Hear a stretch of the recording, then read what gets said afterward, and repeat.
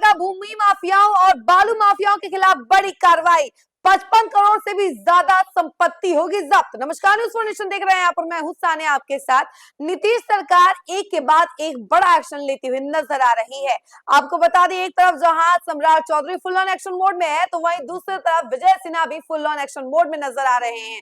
सारे मंत्री अपने अपने तरीके से एक्शन लेते हुए नजर आ रहे हैं और जो सक्रियता है वो फुल ऑन नजर आ रही है। इसी कड़ी में आपको बता दें कि अब बालू माफियाओं और भूमि माफियाओं पर सिंगजा कसने की पूरी तैयारियां हो गई हैं और ईओयू ने ईडी को निर्देश दे दिया है और 19 बालू माफियाओं और भूमि माफियाओं का लिस्ट बनाया गया है और इसके तहत 55 करोड़ से भी ज्यादा संपत्ति को जब्त करने की कार्रवाई शुरू की जाएगी ईडी के द्वारा। इसको लेकर जानकारी क्या कुछ निकलकर सामने आ रही है, उसके बारे में हम जरा आपको विस्तार से बताते हैं। बिहार में अवैध जमीन और बालू कारोबार के खिलाफ सरकार ने शिकंजा कसते हुए बड़ी कार्रवाई की है। आर्थिक अपराध इकाई यानी कि ईओयू ने 19 जमीन और बालू माफियाओं की 55 करोड़ से अधिक की अवैध संपत्तियां जब्त करने का प्रस्ताव प्रवर्तन निदेशालय यानी कि ईडी को भेजा है। सूची में दानापुर के पूर्व राजद विधायक रितलाल यादव के भाई टिंकू उर्फ पिंकू यादव का भी नाम शामिल है। ईओयू डीआईजी मानवजीत सिंह ढिल्लों ने सोमवार को प्रेस कॉन्फ्रेंस में जानकारी दी कि अवैध रूप से अर्जित संपत्तियों के खिलाफ लगातार अभियान चलाया जा रहा है। इसी कड़ी में आज भूमाफिया के करीब 40 करोड़ रुपए की संपत्ति जब्त करने का प्रस्ताव ईडी को भेजा गया है। वहीं इसके अलावा आपको बता दें कि ईओयू ने 11 बालू माफियाओं की भी पहचान की है, जिनकी करीब 15.09 करोड़ रुपए की संपत्तियां जब्त करने का प्रस्ताव ईडी को भेज दिया गया है।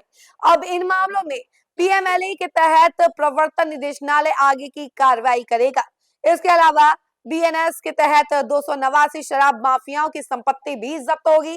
अवैध शराब कारोबार से संपत्ति बनाने वाले 289 शराब माफियाओं को बिहार पुलिस ने चिन्हित किया है। भारतीय न्याय संहिता बीएनएस की धारा 107 के तहत इनकी संपत्तियों को जब्त किया जाएगा। अब तक 132 मामलों में प्रस्ताव समर्पित किया जा चुका है। पुलिस के अनुसार मद निषेध से जुड़े मामलों में इस वर्ष नवंबर तक की अगर बात की जाए तो 1119 शराब कारोबारियों को बिहार के भीतर, जबकि 17 बड़े शराब माफियाओं को अन्य राज्यों से गिरफ्तार किया गया है। प्रेस वार्ता में ईओयू के एसपी विनय कुमार तिवारी भी मौजूद थे। उन्होंने सारी बातें कही और फुल ऑन एक्शन अब नजर आने वाला है, यानी कि ईडी को अब निर्देश दिया गया है कि वो जल्द से जल्द कार्रवाई करे, छापेमारी करे और जब्त करे संपत्तियों को। 55 करोड़ से ज्यादा संपत्तियों को जब्त करने का जो सिलसिला है वो जल्द ही शुरू हो जाएगा।